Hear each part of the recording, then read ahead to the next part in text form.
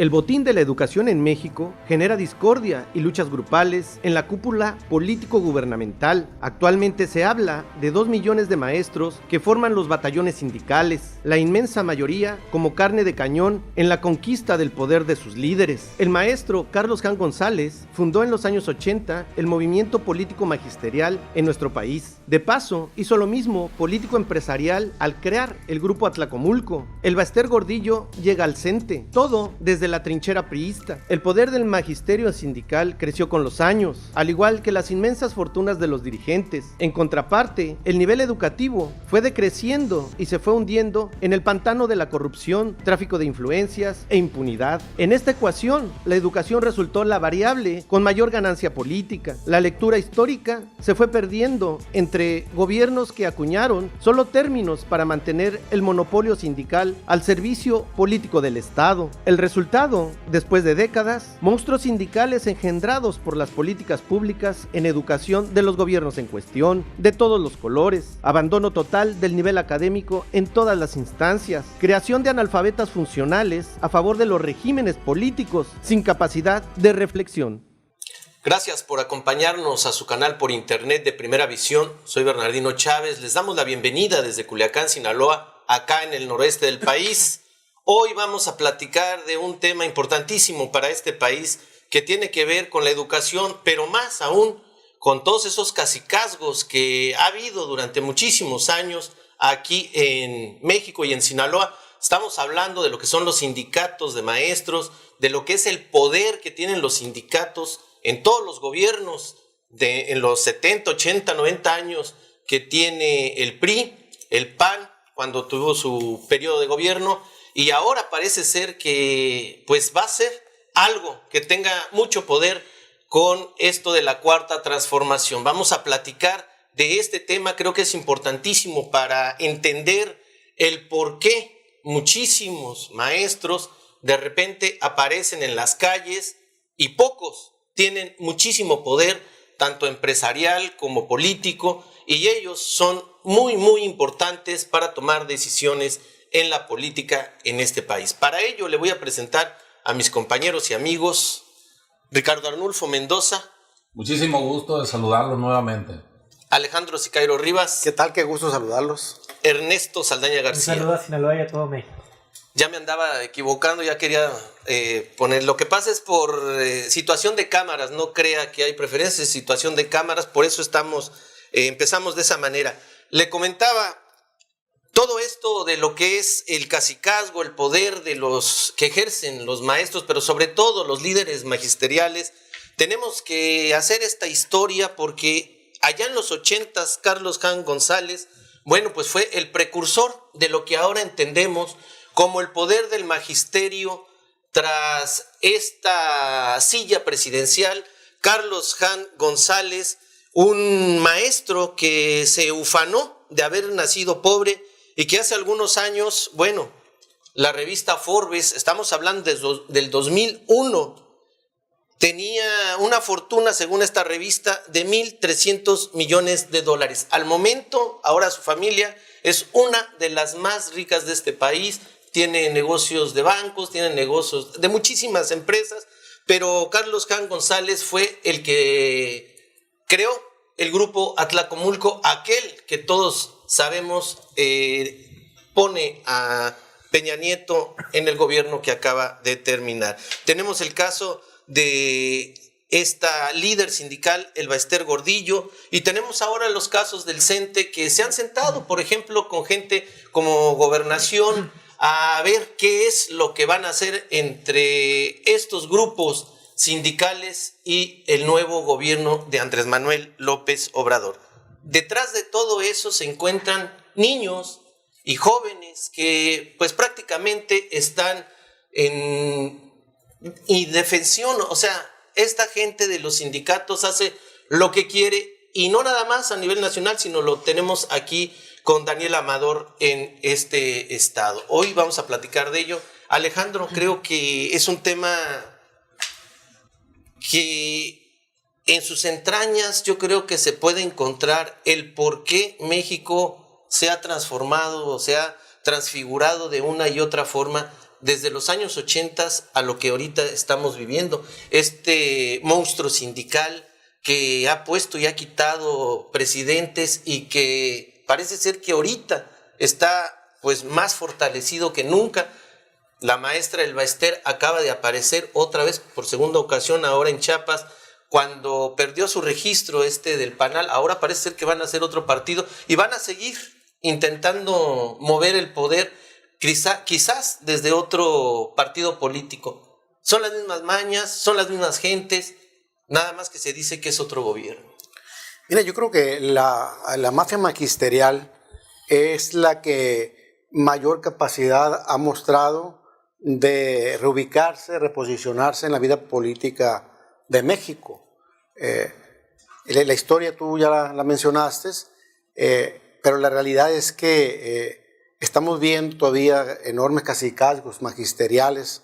El caso de Daniel Amador Gagiola aquí en Sinaloa, donde paradójicamente tenemos una educación de tercera calidad y líderes que viven como si fueran de primera. Ricos, inmensamente ricos, con propiedades por donde sea. Celestino Gasca, por ejemplo, Daniel Amador, tiene ahí extensiones de tierra, residencias, son famosas las fiestas aquellas que realizaba con todo el magisterio y con mariscos, callos de hacha, y que se hicieron muy famosas, ¿no? Camiones y camiones. Sin embargo, creo yo que el gobierno priista, pues obviamente que nunca le atoró a este tema, sino que los fortaleció. Impulsó, ¿no? Los fortaleció porque le interesaba tener al magisterio como un segmento leal, filial al PRI. Sin embargo, sí llaman la atención muchas cosas, pero sobre todo una, que este sector de la inteligencia, que son maestros, se dejen manipular, mangonear por líderes de esta calaña, ¿no? Tenemos que se está proponiendo actualmente el pase de lista en las escuelas para saber realmente cuántos alumnos, maestros y escuelas se integran en el sistema educativo estatal. Sin embargo, yo lo que propongo es que se haga una investigación a fondo sobre cómo viven los líderes magisteriales, porque finalmente ya estamos viendo, ¿no? Ahorita que se está acordando por Mexicanos Primero y por la Secretaría de Educación Pública de Sinaloa, esta revisión de la matrícula escolar y de las escuelas de los maestros, ya hicieron reacomodos, ya regresaron a cada quien a sus bases, a donde pertenecen, para que si se hace este ejercicio de transparencia, pues ya todo va a parecer normal. Pero ¿qué ondas con esta riqueza que acumulan? ¿Qué ondas con los figlocentes? Esos fideicomisos globales que acumulan propiedades, incluso riquezas. Hasta la UCE de repente, según era también. Y que no son de los maestros, son de los líderes magisteriales los que lo controlan el dinero. Entonces creo que pues hay que ir al fondo, ¿no? Sí se puede simular de un conteo rápido de alumnos, pero ¿qué pasa con la fortuna de estos líderes magisteriales, que es sospechosísima, que la han acumulado durante décadas en la impunidad y obviamente surgida de la corrupción?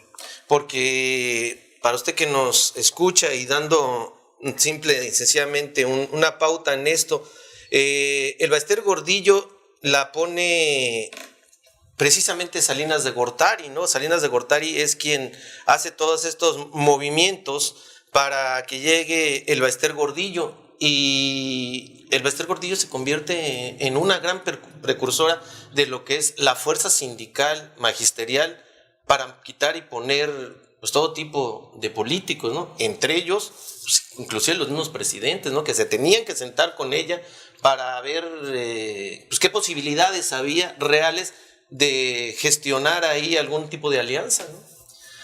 Sí, mira, el tema de la educación en México es un tema que ha pasado por la mente de todos los presidentes de la República, porque recordemos que en el gobierno más cercano que tenemos nosotros, que es el de Enrique Peña Nieto, impulsó una etapa en México dentro de la educación que le llamó él la reforma educativa. Entonces, esa reforma educativa que trajo, creo, como resultado el encarcelamiento de Elba Ester, solamente así iba a poder lograr él manipular el proceso de la reforma educativa, con ella encarcelada. Pero en este momento nosotros estamos mirando que el presidente de la República, Andrés Manuel López Obrador, está buscando dejar sin efecto esa reforma educativa. La pregunta de nosotros como mexicanos tendría que ser, bueno, ¿qué va a hacer entonces Andrés Manuel López Obrador con el tema de la educación? Porque el fracaso que hemos tenido en este país respecto a la educación es, mira, que nunca se ha cumplido con lo que dispone la Constitución como mandamiento, ¿no? Para la educación. Porque a ver entonces si AMLO lo logra. Eso es la ley, ¿no? Ahora, políticamente, una cosa es la educación y otra cosa es el poder que tienen los líderes en la educación. Sí, más bien yo pienso que la idea de Andrés Manuel López Obrador es ir y acabar con la mafia del poder tradicional en el tema de la educación. Y claro, no sabemos qué nuevos organismos, qué nuevas estrategias van a manejar, porque hablar de que uno de los organismos principales que organizan al magisterio, que es el CENTE, que ya casi aglutina a 2 millones de maestros. Entonces, eso les ha llevado a la tentación hasta de crear un partido político y que pues lo hayan utilizado. En este caso, hablando del PANAL, ese partido lo utilizaron que ya para perdió llevar su registro. Sí, pero cuando estuvo en su máximo apogeo, lo utilizaron para llevar al poder a Felipe Calderón. Ellos fueron como el fil de la balanza, ¿no? Lo que hicieron que ganara Felipe Calderón, porque aunque ellos eran considerados priistas, en esa ocasión fueron y votaron por el PAN. En este caso, Ernesto, aquí en Sinaloa, el secretario de Educación, Juan Alfonso Mejía López, él también viene de esta organización de Mexicanos Primero, y que tiene que ver con que quieran, según transparentar las finanzas y todo eso, pero hay detectado un posible daño a la hacienda pública por 213 millones de pesos aquí en Sinaloa. Él formaba parte de Mexicanos Primero y ahora está en el banquillo porque se está detectando este faltante, y está todo lo que decía Alejandro, ¿no? Estas plazas dobles, toda esta pus que sale del magisterio, Daniel Amador haciendo lo que se le da en gana, ¿no? Y eso todo el mundo lo sabe. Sí, bueno, está buena la grilla aquí. Entonces, si me permiten, en un segundo instancia, en la segunda vez, nada más no vayas a salir con que también eres abogado del diablo y los resultados de la educación a nivel mundial. Pero empiezo con la grilla, con Daniel Amador, con Juan Alfonso Mejía. Recordemos que Juan Alfonso Mejía quiso ser dirigente estatal del PAN, ¿sí? Perdió contra Edgardo Burgos Marentes, y él y su compañero, o su compadre, como se le llama, Arturo Sánchez Sainz, aquel abogado que también después sucedió a él en Mexicanos Primero, que era el falsificador de las firmas del Jimmy Ruiz, que también tiene delitos que perseguir contra ahora que es subsecretario de Transparencia y de Rendición de Cuentas. Pues ahora forman parte del equipo de Quirino Ordaz Coppel, o sea, dos panistas que creo que ya renunciaron al PAN. Pero bueno, no, Juan Alfonso Mejía no.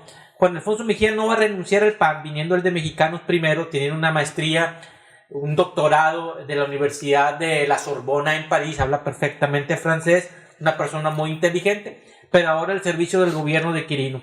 Juan Alfonso Mejía no le va a entrar a estos asuntos de los desvíos de recursos, tampoco le va a entrar al asunto del fideicomiso SIAP, que era el fideicomiso de ahorro y préstamo, que supuestamente se lo robó Maloba, Frías Castro, Amador Gagiola y compañía, otro líder que ahorita no recuerdo el nombre, ahí estaba también metido el que era diputado del PRI Crescenciano Espericueta. Ah, por supuesto. ¿Sí? Entonces, otro mafioso. Entonces, Juan Alfonso Mejía lo que quiere es ser candidato a la gobernatura por el PAN, con la bendición de Quirino Ordaz Coppel, que lo ponga ahí como simulación del PAN a la gobernatura. Eso que explicas, pues es lo que es el magisterio, y lo que es estar cerca de la educación. Así es, entonces lo ponen por un compromiso con un empresario importantísimo en México de Kimberly Clark, Claudio X González, como después al Juan Alfonso Mejía también lo integran, Que sí. Claudio X González tiene mucho que ver con que hubieran metido a la cárcel a Elbester Gordillo porque estaban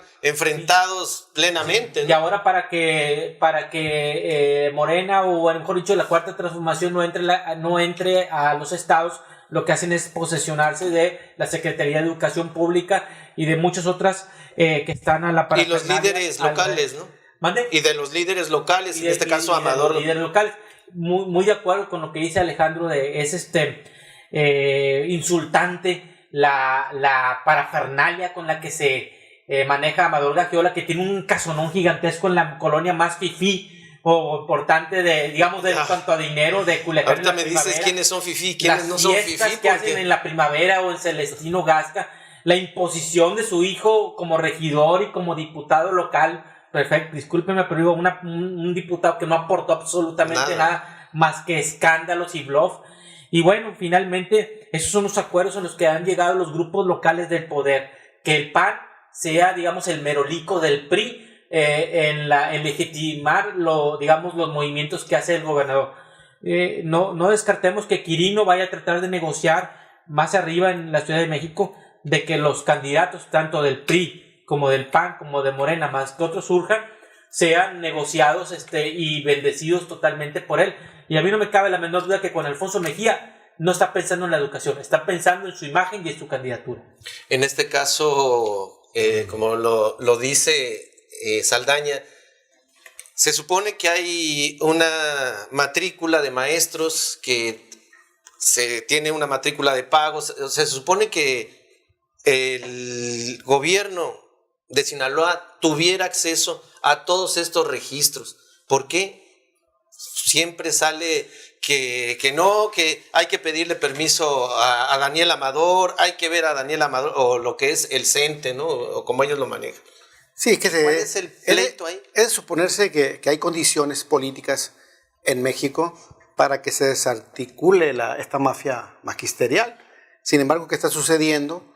Que la reforma educativa que está planteando el presidente Andrés Manuel López Obrador está manteniendo el 80% de lo que era la reforma educativa de Enrique Peña Nieto, y ahí está que su aliado principal, la Coordinadora Nacional de Trabajadores de la Educación, ya está también brincando, porque no es la reforma que quiere. Yo no sé qué reforma quiere, pero ahí está, ¿no? A ver, nada más para darle un dato a la gente y abonar a lo que dices. Por ejemplo, allá en Michoacán, lo que quiere la CENTE, porque estuvo con estos bloqueos y todo, 5,000 millones de pesos. Le han dado 2 y ya subió a 7,000 millones de pesos. O sea, se trata de dinero. Dicen ellos que es dinero que se les debe desde hace muchos años, pero estos de la CENTE se presentaron también en el Congreso de la Unión, en el Senado, cerraron ahí, hicieron que la Secretaria de Gobernación los recibiera. O sea, ese es el poder que tiene la CENTE, la coordinadora. Es la táctica del chantaje, ¿no? La que usó el CENTE tradicionalmente durante décadas, ahora viene por el lado del CENTE, ¿no? Exactamente. Yo no creo, porque no hay evidencias de que estén planteando realmente la educación, la funcionalidad de la educación en México, sino que están planteando que los privilegios que tenía aquella camarilla mafiosa del CENTE pasen ahora a la CENTE, con C de casa, la CENTE, para seguir esto, ¿no? Una madeja interminable de prebenda, de privilegios, de cosas horrendas que están dañando fuertemente a la educación, y que mientras los maestros se pelean por el botín, los niños están siendo abandonados en el aula, con los peores programas educativos, con los maestros que no están dando clases y con las autoridades educativas que están simulando atacar los vicios, cuando realmente lo que están haciendo es tratando de lograr reacomodos que los beneficien a ellos como servidores públicos. En este caso, por ejemplo, vemos que los presidentes han utilizado la CENTE y, bueno, la coordinadora y el sindicato como sus tropas pretorianas, digámoslo así, ¿no? O sea, cuando los necesitan, ahí van, órale, aviéntense. Y también los líderes del sindicato y de la coordinadora tienen a su vez otra tropa que también les sirven como pretorianos. En este caso, pues, ¿quién? Y la educación, o sea, ¿quién piensa en los niños? Porque todo el mundo habla de la educación, que para los niños, que, digo, esa mentira todos la vemos porque... Primero los niños. En las secundarias vemos que no hay ni maestros, en las primarias no hay ni maestros. O sea, la educación está totalmente olvidada, pero lo que sí está todo lo que da es la lucha por el poder y por el presupuesto. Sí, efectivamente, el tema de la educación no es lo que más le interesa a las organizaciones magisteriales, ni la educación de los niños, ni de ninguna persona. Aquí realmente lo que se ha buscado es cada quien sus intereses, ¿no? La educación es un negocio. Así es. Para algunos ha sido un gran negocio en este país, lo vemos a nivel local. Los caciques de la educación aquí en Sinaloa, muchos los conocemos y vemos cómo viven, ¿no? Entonces, yo creo que aquí también lo que está buscando Andrés Manuel López Obrador es que todas esas organizaciones que estaban al servicio de otras fuerzas políticas se alineen, bueno, dejen de serlo, ¿no? Pero tendrá que demostrarnos Andrés Manuel López Obrador que no lo está haciendo para alinearnos a Morena, ¿no? Sino que se centren en el objetivo que debe ser. Es muy extraño que tengamos como el líder de la educación en el país a una persona que proviene del PRI. Esteban Moctezuma Barragán fue secretario de Gobernación con Ernesto Zedillo. Entonces, ¿cómo, si él tiene el chip de operar el magisterio al estilo priista, cómo lo va a hacer de un día para otro a como lo está exigiendo la sociedad? La sociedad quiere verdaderamente, a nivel primaria, la educación gratuita. ¿Cuántos padres de familia nos oponemos a que, ¿por qué vamos a pagar la inscripción? ¿Por qué vamos a pagar la cuota escolar? Sin embargo, no ha habido un gobierno que nos libere de esa carga, ¿no? La Constitución mexicana dice también que la educación debe de ser obligatoria, ¿no? Preescolar, primaria, secundaria, bachillerato, obligatoria y gratuita. Sin embargo, en este país hay que reconocer que hay personas que no estudian por falta de recursos económicos. No, y lo que tú dices es esencial. Cada institución, o sea, cada escuela también se convierte en un coto de poder de la directora o director que tiene ahí. Él hace lo que quiera con esa escuela, dándole, por ejemplo, nada más resultados políticos al líder sindical. Y lo que menos les interesa es la educación de los niños que tienen a su cargo, esa es la verdad. Porque, por ejemplo, Saldaña, vemos esto de las becas a nosotros, y lo digo a usted, que nos oye aquí en otras partes del país. Nos han preguntado, ¿cuándo vienen las becas? Oigan, y las becas, ¿ustedes saben algo de las becas? Porque no le han llegado las becas ni a primaria, ni a secundaria, ni a la universidad. O sea, las becas están totalmente abandonadas. Se supone que son trimestrales, deben desde diciembre, y no se oye por ningún lado alguna autoridad que resuelva, que diga, va para tal fecha, ¿no? No, al revés. Estrada Ferreiro ya las dijo que aparte, las iba a eliminar. No, ya las eliminó. Ya las eliminó. Bueno, mira, aquí estamos hablando mucho de la educación de los niños, pero a mí yo quisiera dar datos duros porque para ver de qué estamos hablando. Y el dato más duro que podemos hacerlo hacia el interior y hacia el exterior de los países del mundo fue cuando empezó la reforma educativa, cómo México ha progresado. Y el instrumento es la prueba PISA, que es la evaluación de los estudiantes. Es el Programa Internacional para la Evaluación de los Estudiantes. Es un estudio llevado a cabo por la OCDE, la Organización del Comercio Internacional, a nivel mundial, que mide el rendimiento académico de los alumnos en matemáticas, ciencias y lectura. El objetivo de la PISA es proporcionar datos comparables que posibiliten a los países mejorar las políticas educativas. Bueno, ¿cuáles resultados?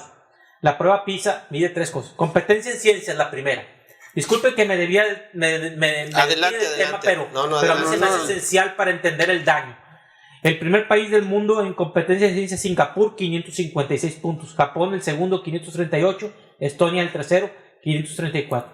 La media de la OCDE, 493 puntos. México tiene un promedio de 416 puntos. Los peores países del mundo son Argelia y República Dominicana. O sea, en competencias en ciencias estamos en lugar 58 de 70. Muy por abajo de Argentina, de Uruguay, de Costa Rica, de Trinidad y Tobago, etc. Comprensión de lectura, algo que no tienen tampoco ni siquiera los políticos. Singapur el primero con 535 puntos, Canadá, Hong Kong y Finlandia 527 puntos. Promedio de la OCDE, otra vez 493 puntos. Y México 423. Muy abajo Argelia, Líbano y Kosovo. Estamos en lugar 54 del 70. Y por último en el de matemáticas. Otra vez Singapur, Hong Kong, Macao, Taipei, los primeros del mundo. Promedio de la OCDE 490, México 408 puntos. Estamos en el lugar 56 del 70. O sea, después de 5 años de reforma educativa de Peña Nieto, que no fue una reforma educativa, que fue una reforma laboral para quitarle poder a los sindicatos, México sigue estando en el 25, en el 30% peor de los 70 países evaluados en el mundo. Esos son los resultados de la reforma educativa. No ha habido nada. Yo me atrevo a decir, como comerciante, como dueño de un ciber enfrente de una escuela, que la mayoría de los maestros incluso también les iría muy mal en la prueba PISA. A eso iba. No saben, incluso el 70, el 80% de los maestros de este país no saben utilizar correctamente una computadora. Luego después, los negocios para que son de los mismos políticos, para dar, digamos, capacitación a los maestros, se les estaba dando cierta cantidad de dinero, pero ya como negocios privados o como programas públicos. Y ocurre lo que ocurrió en Sinaloa, que por decir se dieron 13 millones de pesos del gobierno del estado para capacitar a los maestros en cuestiones computacionales. Contratan al CONALEP y por ahí sale raspado Ramón Lucas Lizárraga con un fraude que en lugar iban a capacitar a 20,000 maestros, no llegaron a capacitar 2,000 maestros. No se sabe dónde quedaron esos 13 millones. Hay una auditoría, no se han dado los resultados de esa auditoría y ahora incluso la capacitación la están privatizando. Ahora, si tú quieres, haces una empresa de capacitación para los maestros, no los capacitas, te dan el dinero, siguen sin saber computación, las herramientas básicas para hacer mejor su trabajo, y finalmente vamos a perpetuarnos en los últimos lugares de la OCDE, en los últimos lugares en los primeros lugares de la ignorancia en este país. Yo estoy seguro que si le aplicamos la prueba PISA a los maestros y a los políticos, la mayoría lo reprueban. No, es que es claro esa evaluación que tú estás diciendo y es parte de la corrupción, es parte del tema esto, sí, que estás viendo. No ha funcionado. Ahora, el sistema educativo en México, aparte de que tiene todas estas deficiencias, también va en relación a que seas un ente que no piensa, que no reflexiona, que nada más entienda que la educación tiene un horario y tú lo tienes que cumplir, y hay veces que ni eso, ¿no? No hay reflexión, no hay un sistema de autodeterminación. Lo que le llaman analfabeta funcional. Por supuesto, que ahora dicen, por ejemplo, los adultos mayores están mucho con ese tema. Este tema, pues, nos podríamos pasar 5 horas y se le sigue saliendo pus. Tenemos que cerrar. Alejandro, ¿tú crees que haya aquí en Sinaloa, por parte de Quirino Ordaz, por parte de Juan Alfonso Mejía, crees que haya los tamaños y ahora sí que la política para entrarle ahí con Daniel Amador? Pues Daniel Amador sigue fortaleciéndose, sigue creciendo, está planteando también su partido encima, enlace cívico magisterial, y sigue tomándose foto con los secretarios de Educación, gobernadores y todo eso. Entonces yo no creo que haya una política, como punto final, una política para romper esa liga con los sindicatos magisteriales corruptos. Creo yo que al contrario, ¿no? Si no se toman medidas así muy, muy tajantes, contundentes y muy visibles que nos convenzan, vamos a seguir en un deterioro de la calidad educativa tan grave que exactamente vamos a estar al nivel de un analfabeta funcional, y creo que no le están echando las ganas porque están dándole vuelta al círculo vicioso donde es maestros, sindicatos magisteriales, escuela, gobierno y partidos políticos. Ahí da vuelta todo y ahí se pierden, y realmente la calidad de la educación en Sinaloa va a la baja. Como punto final, ¿tú crees que las leyes pues amparan todo esto del despojo a la garantía de laica, gratuita y todo lo que dice en la ley, que realmente pues eso es lo que dice la ley, pero en la práctica no pasa eso? Mira, nada más voy a recordar yo al expresidente de Ecuador, a Rafael Correa, cuando en una ceremonia del Día del Maestro, él les dice que no se les olvide que la función de un maestro es educar al pueblo para que no vote por sus explotadores. Y en México es lo que han hecho los maestros, traicionar al pueblo para que sigan votando por sus explotadores. Y recordar también a una persona que yo conocí en la Ciudad de México. Realizábamos un meeting todos los viernes y llegaba la gente y pedía el micrófono. Y llegó una persona que de aspecto muy humilde pidió el micrófono y dijo que él ya estaba harto de que todos los políticos cuando llegan al poder juran que van a cumplir con la Constitución y las leyes que demanden, y que si no cumplen que se lo demanden.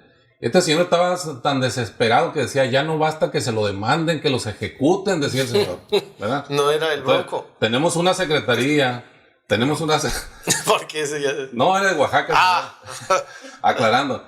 Entonces, ya tenemos, por ejemplo aquí en Sinaloa, ¿no? Una Secretaría de Transparencia y Rendición de Cuentas. Bueno, pues... que es más cuestionada que nada. O mejor que sea una Secretaría de Transparencia y ajuste de cuentas, ¿no? Fíjate, queda muy bien ese término. Decía Reyes Tamés Guerra, que fue secretario de Educación con Fox, que en México no se favorecía el desarrollo del pensamiento, sino la memorización. Si nos vamos a eso, entonces la principal reforma educativa deben de ser los contenidos académicos, no las cuestiones sindicales.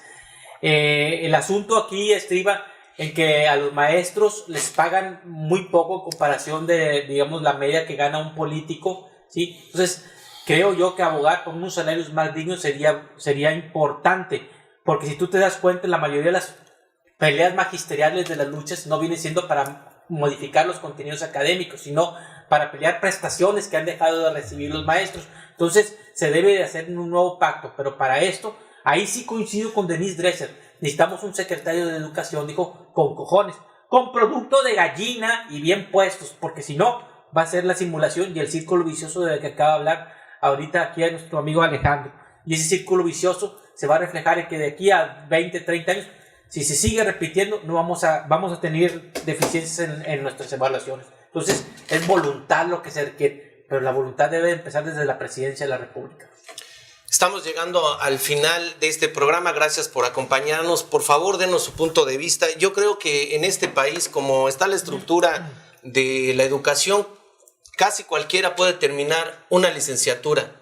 Pero es una hazaña, óigalo bien, una hazaña aquel que llega a tener conocimiento en este país, porque eso depende de cada uno de nosotros. Gracias por acompañarnos. Nos vemos en una siguiente ocasión. Hasta entonces. Hasta siempre.